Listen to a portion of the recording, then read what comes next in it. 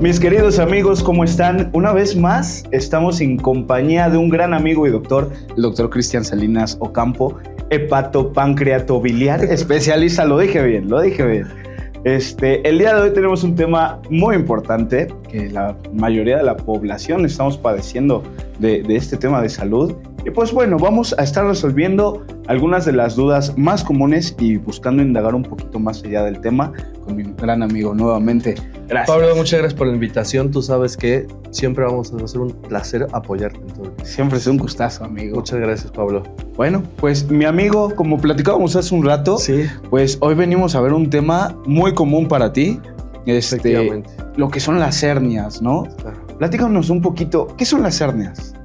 Mira, Pablo, las hernias en sí es un término muy general, o sea, realmente se refiere a cualquier defecto en algún tejido. Ajá. Puede ser este tejido que pueda externarse, o sea, un tejido que sea como piel, un tejido que sea adentro, o puede ser también alguna parte del cuerpo que no necesariamente sea el abdomen, puede ser el tórax, en algunas ocasiones puede ser hasta tubo nervioso central, etcétera, etcétera, etcétera. Ok, o sea, hay muchos lugares donde nos puedan surgir las hernias. Efectivamente, o sea, realmente puede ser, lo más común y lo que la gente más llega a conocer son hernias inguinales, hernias a nivel del ombligo, pero podemos tener más bien hernias diafragmáticas, hernias cerebrales, etc. Hernias cerebrales. Sí, que son ya más complejas y que evidentemente necesita un cirujano de cráneo, un neurocirujano o un neurólogo que también pueda ver esta parte. Sin embargo, me platicabas que también hay temas de hernias diafragmáticas, hernias internas. Justo. Sí, las hernias internas son a veces más complejas de diagnosticar porque en algunas ocasiones los pacientes sus síntomas son un poco vagos. O sea, el paciente no tiene más que dolor, un poco de inflamación y se acabó, ¿no? Pero realmente el paciente está presentando una hernia donde el intestino se está metiendo a través de otra parte del intestino y esto puede ocasionar que nosotros como cirujanos tengamos que quitar un pedazo de intestino posteriormente. Fíjate, y se ve complejo de diagnosticar, ¿no? Sí, es complejo de diagnosticar y a veces de tratar. Ok, antes de llegar a ese punto, quisiera preguntarte, ¿cómo se genera una hernia? Ok. Mira, eso es como un poco la disyuntiva de que tenemos también nosotros los médicos. Ajá. En algunas ocasiones pensamos o la gente piensa que se adquiere a veces nada más por ejercicio o por algún esfuerzo y no es cierto. Muchas veces las hernias vienen de nacimiento. Te pongo el ejemplo más común, las hernias del ombligo. Nosotros cuando estamos en la panza de nuestra mamá, el ombligo se encuentra en comunicación directa con nuestra madre. Eso por ahí nos alimentamos, por ahí entra y sale comida. En algunas ocasiones lo que llega a suceder es que ese ombligo cuando nosotros no cierra. Entonces eso con el paso del tiempo, cuando nosotros vayamos creciendo, se va haciendo el hoyito más grande hasta que se genera como tal la hernia umbilical. Ok. Entonces, en algunas ocasiones esto puede llegar a generar que sea tan grande el orificio que ya sea evidente. Ok, ¿esto podemos llamarlo congénito? Mira, sí y no. Ajá. Sí, porque realmente viene desde la panza de la mamá, pero congénito no, porque no obedece como tal a un defecto, claro, como propio del mismo bebé, o sea, sino simplemente no se termina de cerrar el cordón umbilical y se acabó. Ok. Y aparte de esta hernia y la inguinal que conocemos, me dices que hay otra diafragmática y otros tipos en la especialidad de cirugía general, pasando el tema del cráneo. ¿Qué otras hernias tenemos? Ok, mira, de las más comunes que nosotros tenemos, como ya bien mencionaste, aparte del ombligo, tenemos la inguinal, que es muy común en los varones. De hecho, es la hernia más común en los varones y esto también es secundario, aquí sí, a un defecto de nacimiento.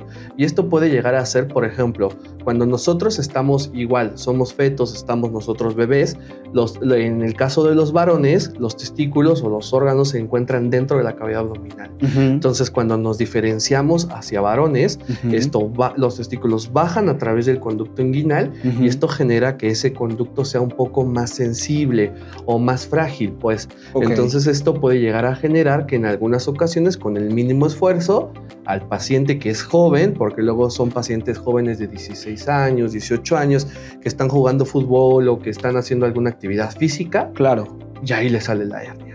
acuerdo? Okay. Es molesto, se les empieza a inflamar la región, se les inflama el testículo del mismo lado, entonces ya empieza a ser un poco más molesto. En comparación de las mujeres, como ese conducto nunca se abrió, pues es más complejo que salga una hernia de ese lado. ¿Es la pared abdominal? Es la pared abdominal, sí. Es la región inguinal que compone la pared abdominal.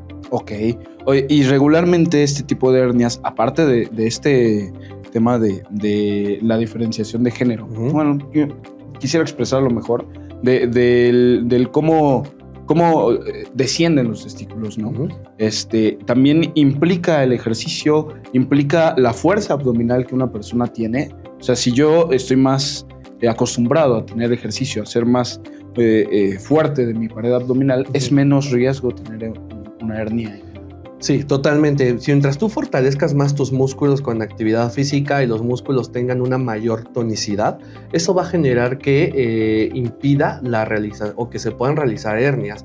Entonces, ¿es indicado hacer ejercicio para evitar hernias? Sí, totalmente. ¿Vale? Okay. Pero no solamente tenemos ese tipo de hernias, también tenemos hernias, por ejemplo, como hernias diafragmáticas. En el episodio pasado estábamos tocando el tema de la gastritis y ahí mismo también, por ejemplo, se puede tocar el tema del reflujo, ¿no? Es la presencia de que sentimos que sube comida, que la comida que tenemos en el estómago y el ácido que está en el estómago nos está subiendo. Y eso en algunas ocasiones es por una hernia que se conoce como hernia hiatal. Hernia hiatal. Exactamente. Ok, ¿y cómo es que funciona esto de que se nos sube la comida a través de esa hernia? Mira, Pablo, ahí el problema más es la comunicación que tenemos entre el esófago y el estómago. Normalmente esa comunicación está cerrada por un esfínter. Los médicos lo conocemos como un esfínter falso porque realmente no es un esfínter como tal. Eso está compuesto por músculo. Ese esfínter se abre normalmente con algunas relajaciones que se conocen como relajaciones transitorias del esfínter. Okay. Esas relajaciones normalmente ocurren en la noche, pero cuando el esfínter está todo el tiempo abierto, eso condiciona que todo el tiempo esté subiendo ácido. Y como es ácido clorhídrico, o sea, es un ácido muy irritante que llega a quemar, es esa sensación de fuego. Y es lo que la gente dice, yo siento que me quema algo atrás del pecho. Sí. En algunas ocasiones se puede llegar a manifestar con tos. Luego, por ejemplo, la gente dice, es que yo amanezco con tos, con la boca muy seca, con una sensación de sabor amargo en la boca. Y esto también es secundario al mismo tema del reflujo por una hernia. Ok, ¿y lo de epigastralgia se llama? ¿También? Es esto mismo, ¿no? Sí, justo. La epigastralgia es el término médico para dolor en la boca del estómago. Ok, fíjate. Oye, ¿y esta hernia, bueno, cómo se hace esta hernia? Okay. Mira, las hernias hiatales, la mayoría de las hernias hiatales son de nacimiento. Son hernias que tienden a estar desde el nacimiento y eso es por un defecto en el cierre de los pilares diafragmáticos. ¿De acuerdo? Okay. O sea, el diafragma es el músculo que nosotros tenemos que nos ayuda a la respiración y separa el tórax del abdomen. Ese músculo va con unos pilares musculares por donde pasa el esófago. Entonces quedan esos pilares un poquito más flojos de lo normal, por así decirlo. Entonces eso condiciona que cuando nosotros estamos comiendo, suba el alimento en lugar de que se retenga todo y pase hacia abajo, ¿de acuerdo? Entonces, conforme van pasando los años, esta hernia se puede hacer más grande o en algunas ocasiones con subidas y bajadas de peso rápidas por parte del paciente. Claro. Algunas actividades físicas como que lleven esfuerzos como saltar, básquetbol, por ejemplo, etcétera, pueden llegar a hacer que la hernia se haga más grande y ya condicionar en algunas ocasiones, Pablo, y esto sí ya es como un poco más complejo, que se suba el estómago. Puede llegar a subir el estómago al tórax. Entonces puede ser que el tórax que la hernia ya sea tan grande que el estómago lo tengamos en el tórax. Y una manifestación muy común de eso es que el paciente tiene presencia de taquicardia, o sea, frecuencia cardíaca alta cuando come. O sea, cuando come el paciente y se siente lleno, empieza el corazón a latir más rápido. Y eso es porque el corazón ya está arriba. Y como el corazón ya está arriba, el estómago, perdón, Pablo. El estómago está arriba, el corazón tiene menos cavidad. Entonces eso hace que el corazón lata más rápido. Se esfuerce. ¿No? Okay. Oye, pero esta ya es una complicación grave, ¿no? Sí, ya más grave y un poco más difícil de tratar en algunas ocasiones. Me imagino que sí. Oye, este tipo de hernia, ¿hay algún otro tipo de hernia que solamos tener pero que no la conozcamos? Ok. Mira, realmente hernia puede salir en cualquier parte, hablando de la pared abdominal, en cualquier parte de la pared abdominal. Digamos, en algunas ocasiones es común pacientes que han sido sometidos a cirugías, se les hacen algunas incisiones o algunas heridas y por ahí puede llegar a volver a salir alguna hernia. Estas se conocen como hernias post-incisionales. Entonces pueden ser en cualquier parte del cuerpo, ¿de acuerdo? O sea, también pueden ser, como te comento, a nivel de tórax, a nivel abdominal, a nivel de la región inguinal y un poco más abajo unas hernias que mucha gente no conoce y que tienden a ser más comunes en las mujeres son las hernias femorales. Femorales. ¿Hablamos de fémur? No, hablamos de la arteria femoral. Ajá. Sí, de la arteria que está justo, que pasa por una región que se conoce como región femoral. Ok, y eso es un riesgo diferente, ¿no? Claro, digo, al fin y al cabo está cerca de vasos sanguíneos importantes, como es la arteria femoral, y es más común en las mujeres. El fémur. Sí, exacto. Ok, oye compañero, ¿y cómo diagnosticas las últimas 4 hernias que me comentas? Ok. Mira, en cuanto a las hernias de la pared abdominal, de región inguinal, el diagnóstico más común y más certero es acudir con el médico. Ok. Lo primero que hay que hacer es acudir con el médico ante la sospecha o la presencia de alguna bolita que podríamos llegar a pensar que fuera una hernia, acudir con el médico. Y en ese momento es el punto importante. ¿Por qué? Porque el médico les va a solicitar un estudio que se conoce como estudio de imagen para poder determinar características de las hernias.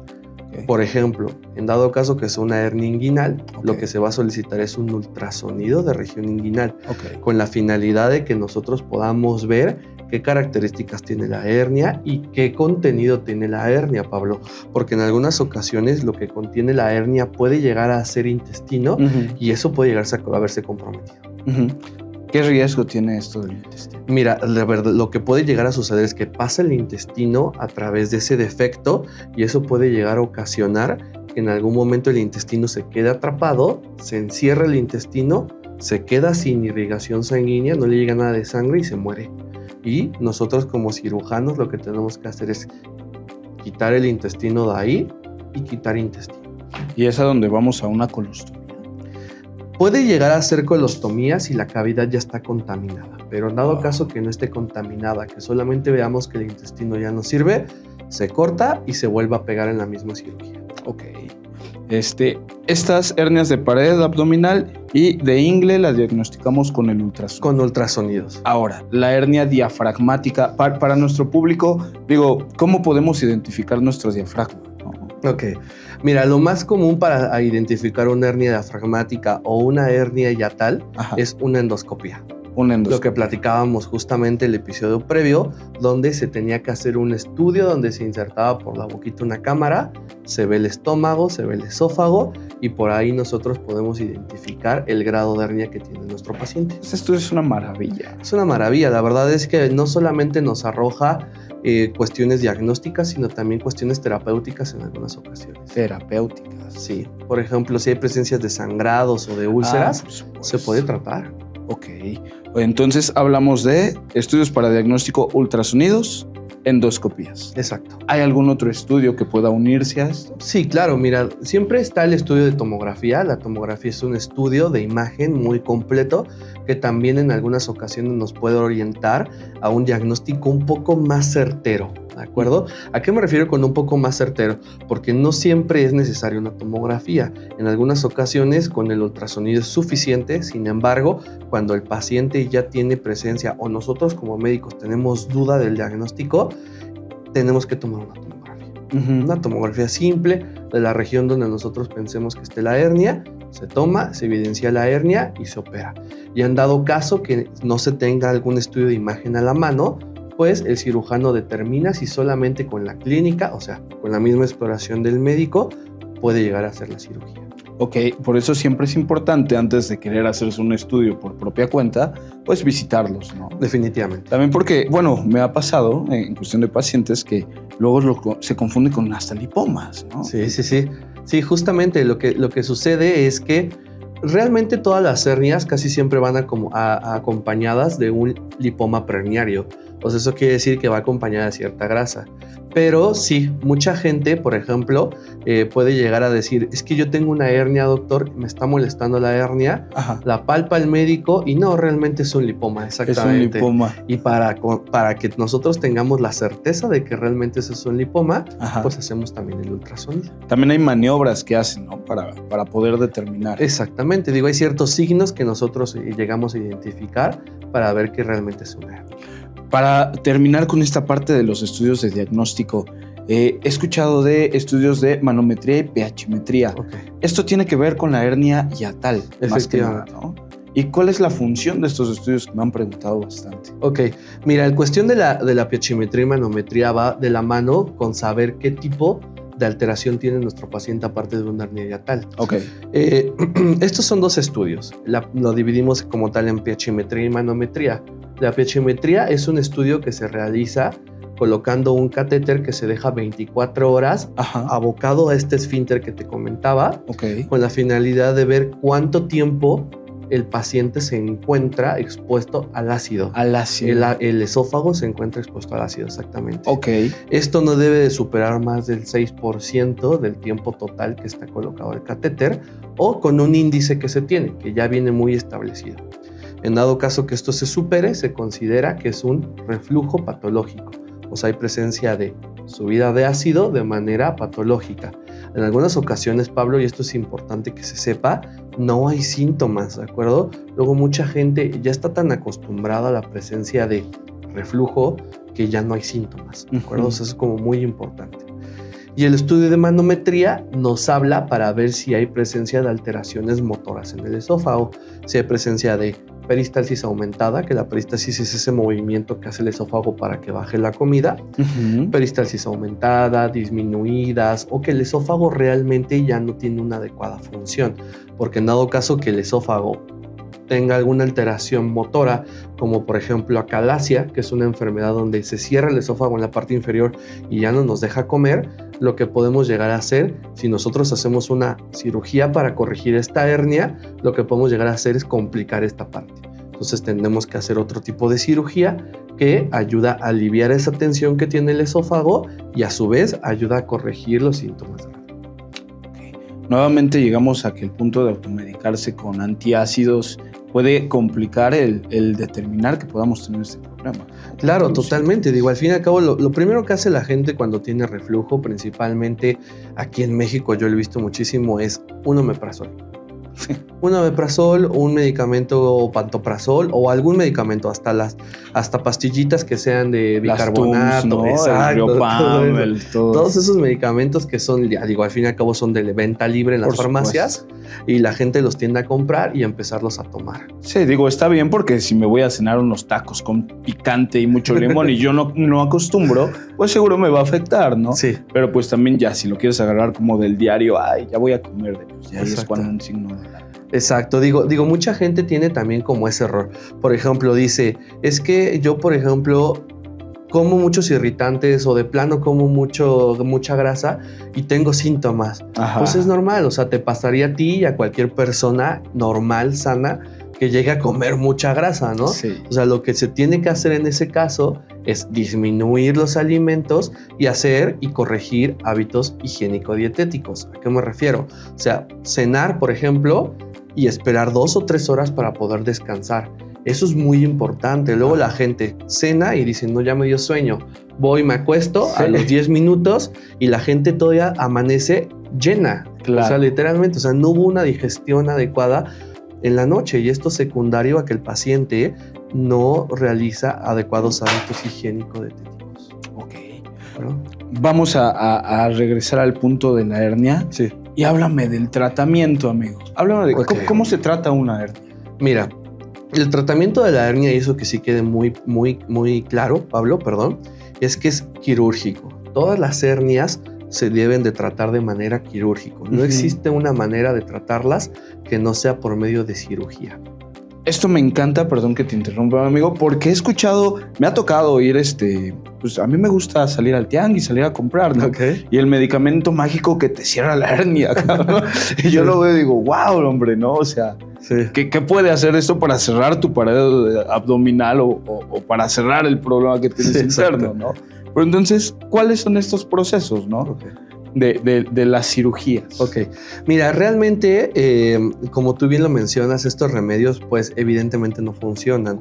Ya es un defecto como tal en la pared, en los tejidos, ya están abiertos, ya están rotos en algunas ocasiones. Entonces eso condiciona que no hay manera de cerrarlo a menos que el médico, en este caso el cirujano, entre, cierre los tejidos y ponga una malla, ¿de acuerdo? Ahora, no siempre se pone malla. En algunas ocasiones se puede llegar a poner, por ejemplo, una hernia inguinal, por ejemplo, una hernia umbilical, se pueden poner mallas, pero por ejemplo, una hernia hiatal no está muy recomendado. Se puede llegar a poner mallas, hay algunas mallas que pueden estar en contacto con asas intestinales y se puede llegar a colocar mallas, pero no está indicado, son indicaciones muy específicas. ¿Es por el movimiento que tiene o por qué? Mira, no tiene tanto que ver el movimiento, tiene que ver más como el tema de que el paciente al momento de que, mira, la finalidad de una hernia, Pablo, es que genera algo que conocemos fibrosis.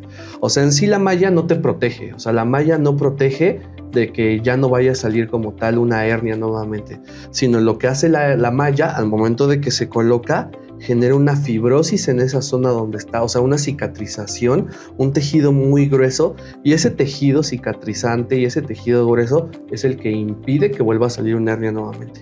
Entonces realmente no es la malla, o sea, es indirectamente la malla lo que hace que ya no vuelvan a salir hernias.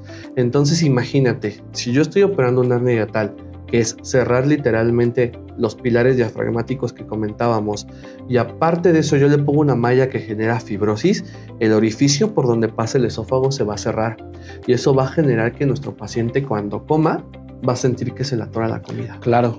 Va a sentir que no pasa, o en algunas ocasiones los pacientes no pueden eructar. O sea, te dicen, es que yo no puedo eructar después de la cirugía y demás. Y esto también es secundario en algunas ocasiones a la técnica quirúrgica que está usando el mismo cirujano o al uso de mallas. Ok, entonces pues bueno, ahí tenemos en cuenta que hay variantes entre cuándo sí debemos de usar una malla y cuándo no, ¿no? Exacto.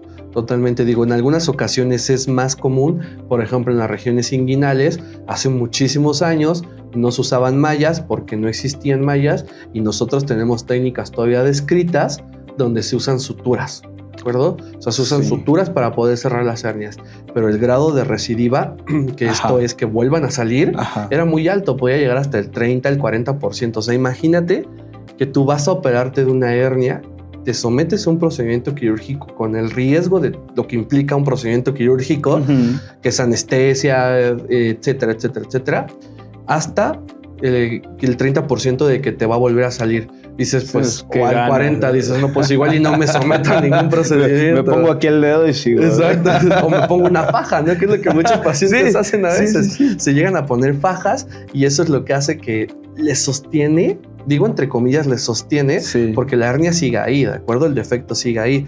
Entonces ya con la llegada de todas estas mallas, hay muchísimas mallas ya actualmente, hay mallas nuevas y obviamente todo esto va a generar que pues este riesgo de que vuelva a recidivar la hernia es a veces hasta del 2%, del 1%.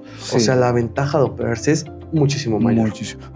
No lo puedo dejar pasar porque he llegado a escuchar pacientes que me han dicho, me dijeron, ponte una canica y véndate, hombre. Apriétala con la canica. ¿No? O sea, mira, eso funciona como tal a veces en los niños pequeños.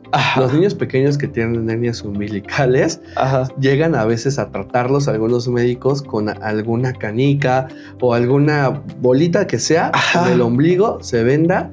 Y como en los niños los tejidos todavía apenas están terminando de formarse, pudiera llegar a cerrarse la hernia. ¡Qué maravilla! La verdad, qué maravilla.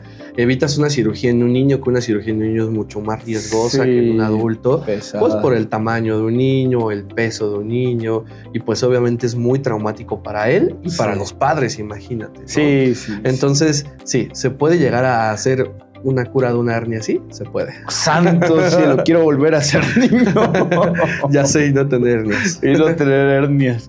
Sí, Oye, Pablo. amigo, y ahora, el operarse es un beneficio, lo tenemos Totalmente. muy claro, ¿no? Yo comprendo también el miedo de entrar a un quirófano, a lo mejor hablar de costos. Digo, hay personas que tienen prestaciones. Totalmente. Bendecidos esas personas que pues, tienen una oportunidad más grande de poderse atender sin generar un gasto, ¿no? Pero hay personas que aún teniendo la manera se niegan o se resisten a este tema quirúrgico. Sin el afán de querer generar una contradicción, quisiera preguntarte, ¿cuál es el riesgo de que una persona no se opere una hernia? Mira, el principal riesgo es que, en dado caso de hablando de una hernia en la cavidad abdominal, es que salga algo de intestino a través de esa hernia y que pudiera llegar a comprometer ese intestino y que el cirujano tenga que quitarlo. Eso se conoce como estrangulamiento de una hernia. Y es una urgencia. Es una urgencia, evidentemente en ese momento el que el paciente presenta una hernia estrangulada, en ese momento es acudir al cirujano y que el cirujano lo opere lo más pronto posible para evitar cortar ese pedazo de intestino. Porque aparte del de cortar, ¿puede generar algún riesgo en ese momento? Digo, pues no está pasando, ¿qué sería el intestino? Pues la materia fecal, ¿no? Claro, digo, se genera una oclusión intestinal, en ese momento eso quiere decir que se ocluye el paso de contenido del intestino y se genera esa oclusión y puede llegar a romperse el intestino y generar una peritonitis, o sea, algo grave. Sí, ya Algo infección. Infección a nivel abdominal generalizado que amerite ya un tratamiento diferente. Sí. Y ya en ese caso sí hablar de un estoma, lo que mencionabas en un inicio. Y pues por supuesto imagino que ya no es tan fácil una cirugía laparoscópica, ¿no? Porque Sí. tienen que limpiar. Exacto, digo, ya la mayoría de las hernias, ya de hecho ya prácticamente todas las hernias la indicación es laparoscópica. Claro. Ya de hernias ya por abiertas ya son pocas, ¿de acuerdo? Sí. Pero esto ya impide a veces que se pueda realizar la cirugía por laparoscopía y hay que convertirla a una cirugía abierta. Una cirugía abierta. El riesgo de no operarse está. Exactamente. El riesgo, esto es externo. Hablamos de pared abdominal y de Región inguinal. ¿no? Exacto. Ahora, la hernia hiatal, Ok. ¿cuál es el riesgo de no operarse? ¿No? Bueno, el que se te sube el estómago. Exacto, que se te sube. Digo, eso a veces es lo de menos, Pablo. En algunas ocasiones es tanto el ácido que está subiendo, que está quemando tanto el esófago, que puede llegar a haber migración de unas células del intestino al esófago y eso puede llegar a condicionar cáncer en algunos O sea, pacientes. intestino hablamos después del estómago. Sí, porque si nosotros nos imaginamos, el ácido siempre está pasando al intestino. Sí. O sea, el intestino está acostumbrado a tener ácido siempre. Sí. Pero entonces empiezan a migrar esas células del intestino al esófago y eso, células que no están donde deben de estar, puede llegar a condicionar cáncer Híjole, de cáncer de esófago. de esófago. Uy, eso, ¿y cómo tratas eso? ¿No? Ya son... Son temas más complejos, la verdad es que al inicio se puede llegar a operar, pero ya después, ya que no es operable, pues ya son tratamientos lo que conocemos como paliativos o de mantenimiento nada más. Uf, qué fuerte. Sí, ya son temas ya más complejos. Ok, amigos, hay que pensar siempre en prevenir estas situaciones. La realidad es que pues el no atenderse, comprendiendo los temores, comprendiendo el tema económico, los hospitales, pero nos puede llevar a situaciones mucho más complicadas, ¿no? Que se suba el estómago, válgame el Señor. Yo había escuchado que a un perro se le voltea el estómago, pero que a una persona se le suba el corazón. Sí. Híjole, está impresionante. Sí. Oye, amigo, ahora hablando de que ya nos operamos, ¿no? O sea, ya, por fin. ¿Cómo nos recuperamos? ¿Cuál es el proceso? Mira, si la cirugía es por laparoscopía, es una cirugía que se realiza a tiempo, no hay ningún problema. La recuperación es muy sencilla. El paciente ese mismo día que se opera camina, ese mismo día que se opera ya está haciendo sus actividades básicas necesarias de manera autónoma. Ya posteriormente la recuperación ya va un poco más lenta y esa recuperación el cirujano se la tiene que ir llevando poco a poco. Ok, un tiempo aproximado en una persona, vámonos a un punto medio, ¿no? Actividad administrativa a actividad operativa, de cuánto tiempo más o menos y qué es lo que no puede y puede hacer en las primeras 2 semanas y primer mes. Ok. Ya como recuperación, los primeros días son 5 días para una persona que es administrativa. O sea, un paciente que se dedica a estar en un escritorio, en una computadora, 5 días es suficiente de recuperación. Ok. Ya para una persona operativa varía dependiendo qué es lo que haga. Si se dedica a cargar cosas pesadas, puede llegar a ser hasta el mes y medio. Ok. ¿De acuerdo? Y no porque vuelva a salir la hernia, sino por el riesgo de que le va a doler. Le va a doler en la misma cirugía, ¿de acuerdo? Ok. Y ya posterior a esto, el médico siempre va de la mano con el paciente en cuanto a lo que puede llegar a hacer o no hacer. Ok. Entonces, bueno, tenemos este lapso de diferencia de tiempos, ¿no? En cuestión de medicamentos, ¿qué tiene que hacer posterior a la cirugía? Posterior a la cirugía, el médico le va a indicar algunos analgésicos para que esté cómodo en su casa, que no tenga ninguna molestia.